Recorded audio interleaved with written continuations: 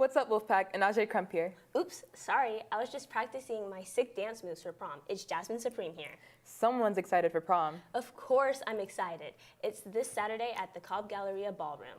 Hope y'all all have an amazing time at prom this weekend. This week we discuss the most lucky holiday of the year, St. Patrick's Day, and the not-so-lucky storm that came through recently. All that in 20 seconds.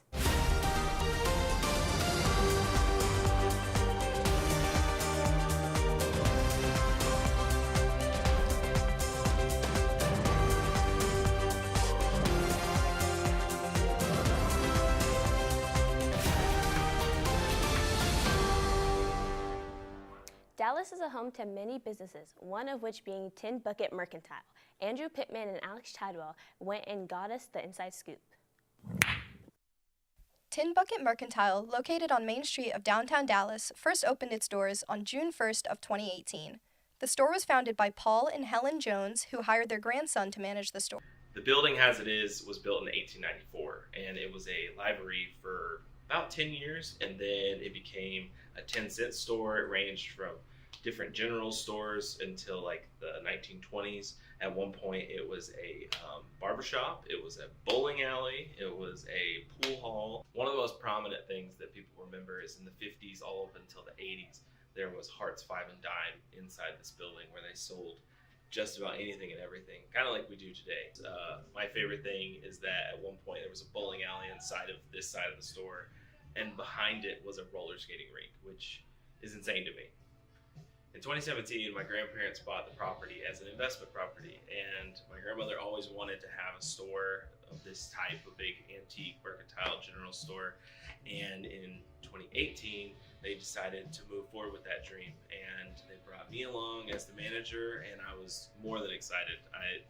We had never done anything like this before, but we just believed in Dallas. We knew that Dallas deserved cool things, and we went forward with it, and it's been awesome ever since. The store offers a wide variety of items, ranging from locally made gifts to toys to snacks and drinks. Here at Tin Bucket, we're just always trying to set ourselves apart from everywhere else, and trying to make it unique to us. And, with things like the car, we got our Abraham Lincoln head, we're trying to make a staple to Dallas, and I feel like we're accomplishing that.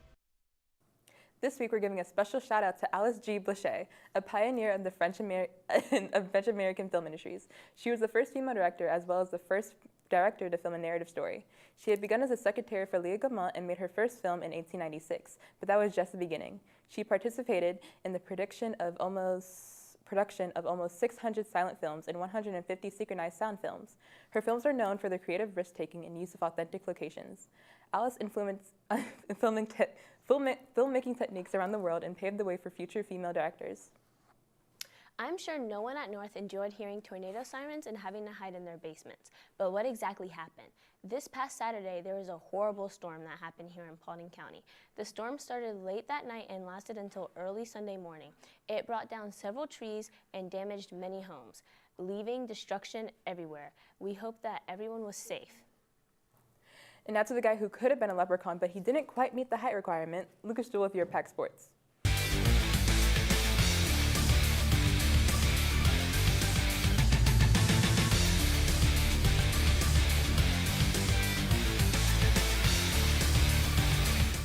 Welcome back to In the Den. I'm your host, Lucas Jewell, and I've got your weekly updates on your favorite Pack Sports. So let's get right into it. First, let's start off with some baseball news. The varsity team won their first game of their 3-game series against Marietta 3-2. They will play their next 2 games tomorrow, March 21st, here in the Den at 5 and 7. Be sure to show up, show out, and be loud for our baseball team. The boys varsity soccer team won their last match against Cherokee High School 1-0 in overtime. They'll have their next match this Friday, March 21st, here in the Den against Etowah High School at 7:30. The girls varsity soccer team also won their last match against Cherokee 3-0. They will play this Friday against Etowah at 5:30, right here in the Den. Please make sure to come out and cheer on our soccer teams against Etowah. The boys varsity tennis team will have their next match next Tuesday, March 25th at 4 in the region tournament. The girls varsity tennis team will play Thursday, March 20th at 4, here in the Den against South Paulding High School. Be sure to go out and support both of our tennis teams. The varsity track team will have their next meet next Wednesday, March 26th at McEachern High School at 4. Be sure to head over and cheer on our track athletes. The boys varsity lacrosse team will play this Friday, March 21st at 7:30 at Harrison High School. The girls varsity lacrosse team will play next Monday, March 24th at 5:30 here in the Den against Pope High School. Make sure to cheer on both of our lacrosse teams. And that's all the latest Pack Sports updates for now. Come back next week for more news, and as always, go Pack! Now back to the girl who pinched me last week just because. Here's Anaje. The 25th Annual Putnam County Spelling Bee is a comedic musical written by Rachel Scheinken and was first performed on July 15, 2004. This performance is a fast-paced crowd pleaser and set in an ordinary high school gym. It follows a group of 6 middle school students competing in a spelling bee, all having their own unique personalities, struggles, and motivations. Throughout the show, the spellers share personal stories through song, touching on themes of self-acceptance, pressure, and the awkwardness of adolescence. It's a funny, heartfelt show with a mix of satire, celebrating the joys and pains of growing up. Go support our theater department as they take on the stage. We're taking the time to talk about our robotics club. In robotics, students are able to learn about coding, 3D design, and engineering. Teamwork is a major part of robotics, with each member playing a different role. Some members will specialize in coding, while others would design the robot overall. However, they don't just code or design robots. They also advertise their team through social media, and they go to competitions where they explain the engineering of their robot to a panel of judges. One of our teams made it to the semifinal round in that competition, so that was exciting, and another team did really well on their engineering notebook and presentation, and they got a Judge's Choice Award for that. Overall, the Robotics Club holds the opportunity for students to learn all about robots and how they work. So if you're interested in joining this club, visit Coach Justin Loomis in room 1309.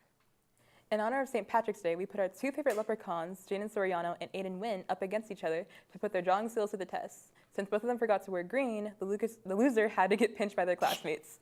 Today, Jaden and Aiden will be having a serious drawing competition, and they have to memorize this photo by just looking at it, and they have 1 minute and 30 seconds to draw it with their eyes closed. Okay, you can start now.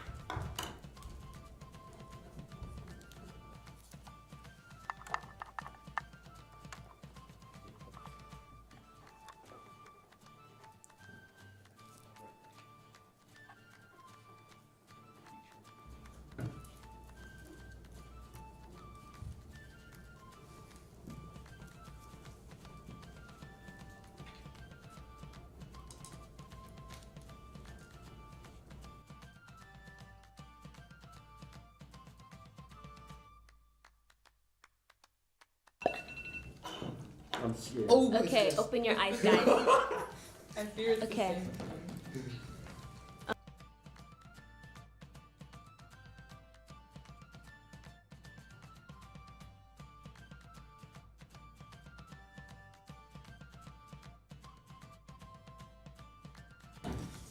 Let's see. It's a little Wow. This is very good. It's very good. Okay. And then we have. Wow. This is even worse.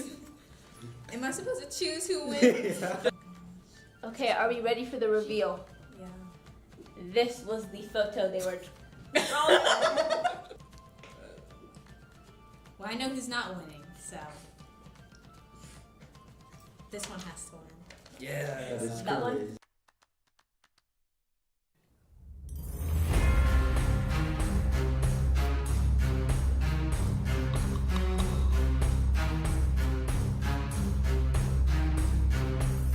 Congrats to last week's music trivia winner, Christina Funjungo. The question was, who is the lead singer of the Rolling Stones? And she correctly answered Mick Jagger. Congrats. The prizes for all the winners will be distributed at the end of this month to your third block teacher. This week's question is, before becoming a solo artist, Beyonce was a part of which girl group? If you plan on taking the SAT or ACT, make sure you register for one of the dates on your screen. Below that are the registration deadlines. To register for the SAT, go to www.collegeboard.org and use the MPHS school code 110965 to sign up. To register for the ACT, go to www.act.org. Attention seniors, cap and gowns will be delivered on April 3rd. Stop by the booth in the cafeteria during your lunch block to pick them up. Be sure to follow our Instagram and TikTok at MPHS_Wolfpack Productions and subscribe to North Paulding's YouTube page to get notified when we go live. So Jasmine, are you ready for prom? Of course I'm ready for prom. We're looking forward to featuring everyone's beautiful outfits next week, and I hope everyone has a safe and enjoyable time. And as always, That's a wrap, Wolfpack.